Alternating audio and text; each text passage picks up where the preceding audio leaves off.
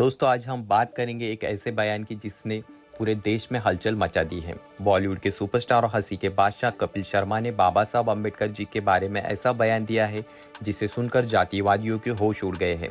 कपिल शर्मा जिन्हें हम उनके हंसी मजाक और कॉमेडी के लिए जानते हैं, उन्होंने इस बार एक पुराने बयान में डॉक्टर बाबा साहब के योगदान को सलाम किया है और हर भारतीय का सीना गर्व से चौड़ा हो गया है। लेकिन क्या है वो बयान, क्यों हो रहा है वायरल और क्यों कुछ लोग बाबा साहब को बदनाम करने की कोशिश कर रहे हैं? आइए इस कहानी को शुरू से अंत तक जानते हैं, क्योंकि यह कहानी सिर्फ बाबा साहब की नहीं बल्कि हर उस भारतीय की है जो समानता और न्याय के सपने को सच करना चाहता है। कपिल शर्मा का एक पुराना बयान जो अब सोशल मीडिया पर आग की तरह फैल रहा है, उसने पूरे देश का ध्यान खींच लिया है। हाल ही में ग्वालियर में बाबा साहब अम्बेडकर की मूर्ति को लेकर विवाद छिड़ गया है। कुछ लोग न केवल उनकी मूर्ति स्थापना का विरोध कर रहे बल्कि यह भी दावा कर रहे हैं कि भारतीय संविधान के निर्माण में बाबा साहब का योगदान उतना बड़ा नहीं है जितना बताया जाता है। कुछ लोग BN राव को संविधान का असली शिल्पकार बताने की कोशिश कर रहे हैं, लेकिन इन सब के बीच कपिल शर्मा का यह बयान सामने आया है जो न सिर्फ बाबा साहब के सम्मान में है बल्कि उन तमाम लोगों को एक करारा जवाब है जो उनके योगदान को कम करने की कोशिश कर रहे हैं। तो क्या कहा है कपिल शर्मा ने? दोस्तों, मैं कॉमेडी करता हूँ, हंसी मजाक करता हूँ, लेकिन आज मैं एक गंभीर बात कहना चाहता हूँ।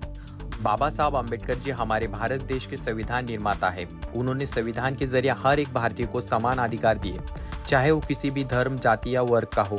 उन्होंने हमें वो ढांचा दिया जिसके जरिए हम आज एक लोकतांत्रिक देश में सांस ले रहे हैं। बाबा साहब ने सपना देखा था कि एक ऐसा भारत हो जहाँ पर कोई भेदभाव ना हो, जहाँ हर इंसान को इज्जत मिले और बराबरी मिले। लेकिन आज भी कुछ लोग उनके इस योगदान को नज़रअंदाज करते हैं। जो लोग बाबा साहब का विरोध करते हैं वो न सिर्फ एक महान नेता का अपमान कर रहे हैं बल्कि वो उस भारत का अपमान कर रहे हैं जिसे डॉक्टर बाबा साहब अम्बेडकर जी ने अपने खून पसीने से सींचा है। मैं कहता हूँ, अगर आप बाबा साहब का विरोध कर रहे हो तो आप उस संविधान का विरोध कर रहे हो जो हमें आज़ादी और बराबरी का हक देता है। दोस्तों, कपिल शर्मा का यह बयान आज इसलिए भी और भी खास हो गया है क्योंकि ग्वालियर में बाबा साहब की मूर्ति को लेकर चल रहा विवाद और BN राव को संविधान निर्माता बताने की कोशिशों ने लोगों के बीच एक बहस छेड़ दी है। लेकिन कपिल शर्मा का यह बयान न सिर्फ बाबा साहब के सम्मान को और मजबूत करता है बल्कि यह भी बताता है कि बाबा साहब का योगदान सिर्फ दलित समाज के लिए नहीं तो बल्कि पूरे भारत देश के लिए है। ग्वालियर में हाल ही में एक विवाद ने तूल पकड़ा जब कुछ संगठनों ने शहर के प्रमुख चौराहों पर होर्डिंग्स लगाए जिसमें BN राव को संविधान का प्रमुख शिल्पकार बताया गया। इन होर्डिंग्स में लिखा था कि संविधान निर्माता में कई लोगों का योगदान था, फिर एक व्यक्ति का गुणगान क्यों? यह सवाल सीधे तौर पर डॉक्टर बाबा साहब अम्बेडकर जी के योगदान पर उठाया जा रहा था। ग्वालियर हाईकोर्ट परिसर में डॉक्टर बाबा साहब अम्बेडकर की मूर्ति लगाने की मांग को लेकर भी तनाव बढ़ गया है। एक तरफ कुछ वकील और संगठनों मूर्ति लगाने की मांग कर रहे हैं तो दूसरी तरफ कुछ लोग इसका विरोध कर रहे हैं, यह कहकर कि सुप्रीम कोर्ट के आदेश के मुताबिक सार्वजनिक स्थानों पर मूर्तियां नहीं लगाई जानी चाहिए। इस विवाद ने पूरे देश में एक नई बहस छेड़ दी है। कुछ लोग कह रहे हैं कि BN राव जो संविधान सभा के सलाहकार थे उनके योगदान को नजरअंदाज किया जा रहा है, लेकिन क्या यह बहस डॉक्टर बाबा साहब अम्बेडकर जी के योगदान को कम करने की साजिश है? आइए सबसे पहले समझते हैं कि डॉक्टर बाबा साहब अम्बेडकर जी का संविधान निर्माण में क्या योगदान था और उन्हें क्यों भारतीय संविधान का निर्माता कहा जाता है। डॉक्टर भीमराव रामजी अम्बेडकर, जिन्हें हम प्यार से बाबा साहब कहते हैं, उनका जन्म 14 अप्रैल 1891 में हुआ था। मध्य प्रदेश के महू गांव में हुआ था। एक दलित परिवार में जन्मे बाबा साहब ने अपने जीवन में असंख्य चुनौतियों का सामना किया। बचपन से ही उन्हें जातिगत भेदभाव का दंश झेलना पड़ा। स्कूल में उन्हें अलग बैठने को मजबूर किया जाता था और पानी पीने के लिए अलग अलग घड़ा रखा जाता था।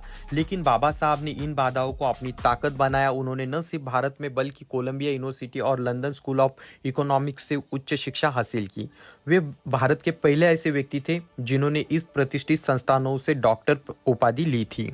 डॉक्टर बाबा साहब सिर्फ एक विद्वान नहीं थे बल्कि एक समाज सुधारक, अर्थशास्त्री, वकील और राजनीति तज्ञ भी थे। उन्होंने दलितों, श्रमिकों, महिलाओं और किसानों के अधिकारों के लिए जीवन भर संघर्ष किया। लेकिन उनका सबसे बड़ा योगदान था भारतीय संविधान का निर्माण। भारतीय संविधान सभा की प्रारूप समिति के अध्यक्ष के रूप में बाबा साहब ने भारतीय संविधान को इस तरह से आकार दिया कि हर भारतीय के लिए न्याय, स्वतंत्रता, समता और बंधुता की गारंटी दे। उन्होंने संविधान की ऐसी नींव रखी कि जो हर धर्म, हर जाति और हर वर्ग के लोगों को बराबरी का अधिकार देता है। बाबा साहब ने संविधान के जरिए महिलाओं को वोट देने का अधिकार दिया, दलितों और आदिवासियों को आरक्षण और हर नागरिक को समान अधिकार सुनिश्चित किया। उन्होंने अनुच्छेद 14, 15 और 17 जैसे प्रावधानों के जरिए भेदभाव और छुआछूत को गैर कानून बताया। उनका मानना था कि बिना सामाजिक सुधार के राजनीतिक सुधार अधूरा है। डॉक्टर बाबा साहब का योगदान सिर्फ संविधान तक सीमित नहीं है। उन्होंने दलित बौद्ध आंदोलन को प्रेरित किया, जिसमें लाखों लोगों को जाति व्यवस्था की बेड़ियों से मुक्ति दिलाई। 14 अक्टूबर 1956 को नागपुर में बौद्ध धर्म अपनाकर उन्होंने एक नया रास्ता दिखाया, एक ऐसा रास्ता जहां पर ना कोई ऊंचा था, ना कोई नीचा था और ना ही कोई भेदभाव था। उन्होंने अपने जीवन में हर उस इंसान की लड़ाई लड़ी जिसे समाज ने जो है ठुकराया था। अब बात करते हैं BN राव की। BN राव एक सलाहकार थे संविधान की प्रारूप समिति में और उनकी कुछ भूमिका भी वहां पर थी, लेकिन यह कहना कि बाबा साहब का योगदान कम था पूरी तरह गलत है।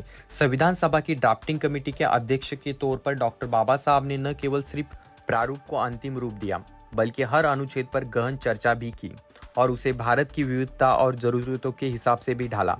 खुद बाबा साहब ने BN राव और अन्य सहयोगियों का जो योगदान है उसे सराहा था, लेकिन संविधान सभा की बहसों और उनके अंतिम भाषणों से यह सिर्फ साफ होता है कि डॉक्टर बाबा साहब अम्बेडकर जी की भूमिका केंद्रीय थी।